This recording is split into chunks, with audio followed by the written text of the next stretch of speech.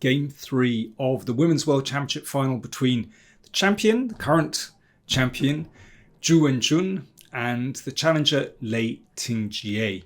Match taking place in China, first half in Shanghai, second half in Chongqing. It's a 12-game match, classical chess. Now we've seen two quite tense draws in the first two games. Let's see what happens in game 3. So Lei with white, and she repeats her opening move of e4. And once again, we see that it's a Berlin, the ultra-reliable Berlin played by Zhu. Now, in that first game, we saw castles, and then knight takes pawn, and rook e1, and so on. And yeah, it was a tense game, and Lei certainly had some chances there. This time, she keeps more tension with d3, protecting that pawn. So, nice solid pawn chain. Bishop c5, of course, the bishop is on an excellent diagonal here. c3, yeah, nice move, covering the d4 square, potentially with the idea of playing d4 later. Zhu has had this position a few times before. She has played d5 previously. But she's also played castles, which she did in this game. And previously, we've seen castles kingside in this position. But Lei played, to my eyes, a much more testing move. Bishop g5. This is much sharper. And this is where Zhu had her first big think of the game. Because this pin is potentially very annoying for black. You know, if the bishop were back on e7, that's a different story. But, well, there's no time for that, no time to bring the bishop back because this would win a pawn. Zhu plays normal move. Well, at some point, this pawn has to be protected. So d6. And that allows the bishop into the game. Knight d2. And now Zhu puts the question to the bishop by playing a6. Well, a very big question in this position is, you know, what does black do about this pin? So, for example, you know, what happens on h6? Well, the bishop would go back to h4. And can black play with g5? Driving that bishop back and potentially taking the initiative on the king side. But actually, this is a really dangerous sacrifice. Remember, white's king hasn't castled yet. And there's pressure here. You can see this bishop can't get back to e7 to break the pin. And white will castle queenside and then go for it on the king side. It's very dangerous. So this is the kind of issue that Zhu is having to grapple with here. Well, she plays a6, putting the question to the bishop. And this is exchanged off. Why not? Because white gains a little bit of time with that exchange and gains enough time to push forward with d4. Pawns are exchanged because obviously there's pressure here as well as on the bishop. So pawns are exchanged and the bishop drops back to b6. White has established a nice pawn center, and now got to watch your king. Now is the time to escape. So black to play. Well, black, I suppose, can be satisfied that, yes, you have the two bishops, but it's necessary to fight against those pawns in the middle. So, first of all, pawn to h6. So that puts the question to the bishop. And here, I think Lei's next move, to my eyes, is very surprising. She played bishop f4, but to my eyes, the acid test of the position is bishop h4, maintaining that pin. And now there is this big question again. What does black do about that? You know, you don't want to move the queen and allow the kingside pawns to be shattered. So what exactly do you do? Do you play g5? But I would, with white, be still very interested in this sacrifice. this, well, there's already a threat to play e5, hitting the knight, exploiting the pin. And if bishop takes pawn, and now this gets very sharp indeed, but knight f3, and if bishop takes b2, then this bishop is in trouble. So, you don't want to come back here because that'll be taken, and then this will be, well, you exchange queen. Let me just show that very quickly. So take here, you take, you can exchange queens, and take on f6. And this is extremely dangerous. I mean, these black's pawns are absolutely horrible. And even a rook could swing up. I mean, it occurs to me, I wonder whether it's actually even possible to play queen f3 in this position and potentially rook up. Well, anyway, the endgame is very reliable for white. So, this is really sharp. Now, of course, black doesn't have to play g5. I mean, I've only touched upon the complications in that position. Black could play with rook e8. That's also possible. And then rook e1. And once again, g5 has to be considered. And this sacrifice is very interesting. You could just pull the bishop back to g3. And let's say bishop g4, queen c2. Well, I mean, it's just a very double-edged position. Once black advances the pawns, then, the stakes are really raised here. And, white still has this pleasant pawn center. So, to my eyes, bishop h4 is the move in this position that really puts the pressure on black. It asks some very difficult questions. But bishop f4 was played. And now it's possible for black to put pressure on the center with a clear conscience. The pin is no longer there. So if rook e1, then, you might hit out with c5. And perhaps knight h5, perhaps bishop g4. This bishop could even come around here. I mean, it seems to me that the black has very clear play in this position. White is under a little bit of pressure. Well, I don't think white is worse, but black has quite a decent position. Yeah, this bishop can pop out to a5 sometimes as well. That's quite annoying. But instead of rook e1, Lei played queen c2, and that allows a tactic. Now, I don't know whether she overlooked this move. Who knows? I mean, I'm guessing she did, because I wouldn't want to allow this with white. So knight takes pawn, the knight is taken, and bishop f5. Basically, with this pin, black is going to recover the piece. And that leaves black with the bishop pair. Well, already had the bishop pair, but it's somehow much clearer. This bishop on the light square bishop comes into play. So rook e1 protects the knight, and now the knight is attacked. So black wins the knight back. And this is already, a little bit uncomfortable for white. If, well, queen takes pawn, you can take here and take on d4. So knight e5 is definitely the best move. Now, it's necessary to take the knight back straight away. If you play bishop takes pawn here, that's too much. Knight c6. Well, the tactics work out in white's favour. That bishop on d4 is basically gone. So bishop takes knight, attacking the queen.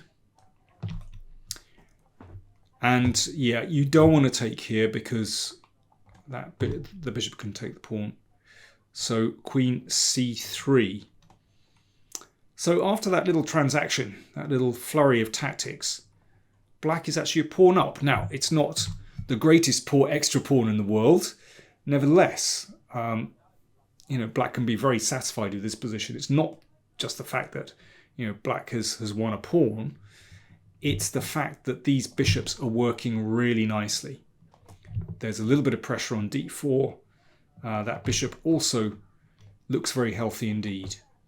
And now black brings the queen into the game, attacking the bishop. Bishop g3. And rook e6, defending the c6 pawn, and potentially with the idea of bringing the rook across to e8. I mean, this is already really nice for black. In fact, there's also another very interesting move, h5, to put some pressure on the bishop. And yeah, that is a move which can be played later on as well. Let's see. So rook e6. And Lei, after some thought, played king h1. The computer prefers rook c1 here and thinks that white should be okay. But, well, anyway, king h1 played. And here, black goes for h5. Zhu went for h5, which strategically is quite nice.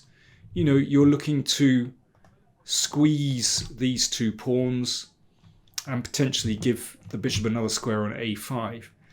But actually, it's this move h5 again, which is really rather unpleasant for white. Somehow, particularly with the king on h1, it's sort of inviting this move because, of course, if it runs all the way to h3, exploiting that pin, that is very nasty. And this pawn also is problematic. You know, if, for example, white plays h3 to give the bishop some room, then simply queen takes pawn. And yeah, I mean, that's actually winning. So yeah, king h1 did look a bit dubious, it has to be said. Okay, so let's just look at this in a little bit more detail. Just to emphasize, this didn't happen. Zhu played a5 instead, but h5 looks really good. So if h4, blocking the pawn, black rolls on. Black plays g5, breaking the position open. This looks entirely appropriate because black's queen is on the right side of the board, as is the rook. And suddenly white's king is looking like it's lacking some defenders here. Okay, what else is there? Well, f3 blocks out the bishop. But here, black doesn't need to retreat. You just advance straight away with h4. And, well, bishop f2 allows this one. I mean, this is really quite nasty. There are some nice tactics here. For example, if g3, once again, that bishop does not have to retreat, but instead bishop a5. That's a beautiful idea. A skewer, and if that's taken, rook takes knight, followed by queen takes pawn, and mate. So what else is there? I mean, obviously that's not a forced variation. There's pawn takes bishop, but this is quite nasty. You can see that the bishop puts pressure on the pawn on d4, and also, you know, this knight could be undermined. This is actually quite unpleasant for white.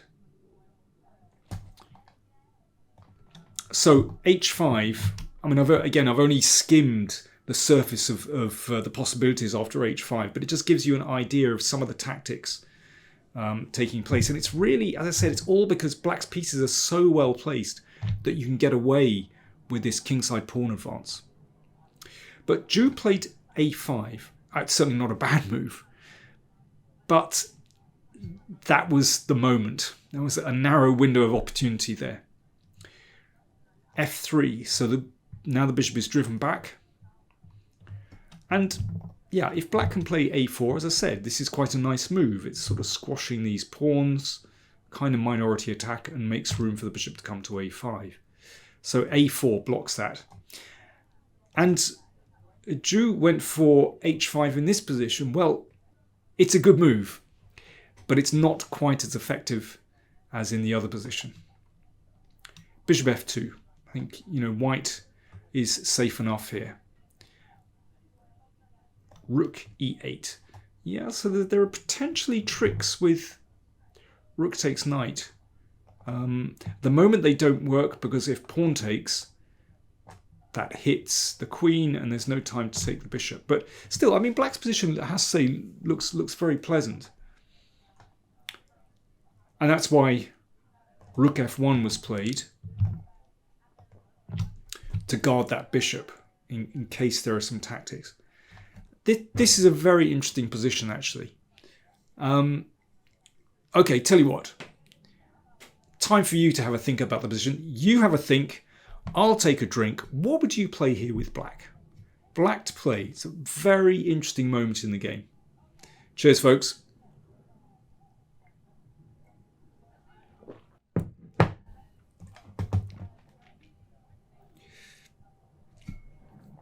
Well, Zhu played c5, which leads to a liquidation. We'll go into that. Obviously, the game continuation in a second. Because this knight is such a strong piece, and black's pieces are, they're all active. One move that I would certainly consider here is just the exchange sacrifice. Remember that black is already a pawn up, and getting rid of that knight feels very natural. You've got two pawns and a bishop against a rook. Yeah, black's piece is very active. If the bishop exchanges here, then that straightens out black's pawns and they look really dangerous. So bishop d4 looks reasonable. So that forces an exchange. But even this endgame. Now, I imagine white will be able to hold this, but still, black is very active. Black certainly has compensation here. It's not so simple for white. I mean, if white plays correctly, it should be a draw. But certainly, that's rook takes knight is an option to be considered just because it feels logical to get rid of that knight. I don't think black risks too much. My computer suggests a very strange move. This is interesting. Queen d8. And, when I was looking at this, I was going, why does it want to put the queen back here? It looks really strange. It feels to me like the queen should be in play on the king side. But have a look. This is interesting. So after knight takes pawn, queen a8. And if knight e5, the knight comes back in, c6. And the idea is to bring the bishop to c7. And this queen could be very usefully employed, perhaps on b8, putting pressure here. Perhaps on the b file. Depends. Another possibility, rook c1. But then the rook comes in here. Well, it's a really interesting position. But certainly, this is not a very human way to play the position. To take your active queen from f6 to put it right in the corner looks very strange indeed. Anyway, I thought I'd mention it because I found it very interesting. So, back to the game continuation. Zhu played c5. She thought about that move for, well, it says here, almost 14 minutes. I think she would have realised that this leads to an endgame which is just very balanced, really. So pawn takes pawn, that really has to be taken. So the knight has been undermined. Queen takes, we've got an endgame. Pawn takes bishop, pawn takes pawn, and bishop takes pawn. Even material now, and black's rook is active. But here is, I think, a key move for white. Bishop c3. If that pawn had been allowed to advance, then it might have been a different story. But because the bishop is now able to blockade here, and that also frees the path for the pawn, then it's quite clear that white is absolutely fine. And it's also important to clear this rook, or at least exchange off one of the rooks. Otherwise, the next rook comes down, and yeah, that's pressure. But rook c1, exchange one of these off, and white has no difficulties. a5, yeah, there's really no time to take this one because there'll be an exchange, and this one is dangerous. So yeah, for example, after this, takes, and bishop d4. So that makes sure this one doesn't advance, and then this one has real potential. So instead, bishop d3. Good move. An exchange of rooks, so now there's no danger for white here. Bishop blockades very nicely on d4. And bishop a6 blockades very nicely here. The position is equal. But Zhu tried for a little bit. I suppose, you know, black can argue here that this rook is a little bit more active, but there's not a lot going on. Rook b1, good move, activating. Rook a1, an exchange of rooks will mean an immediate draw. But Zhu wants to try a little bit. And now the king comes out.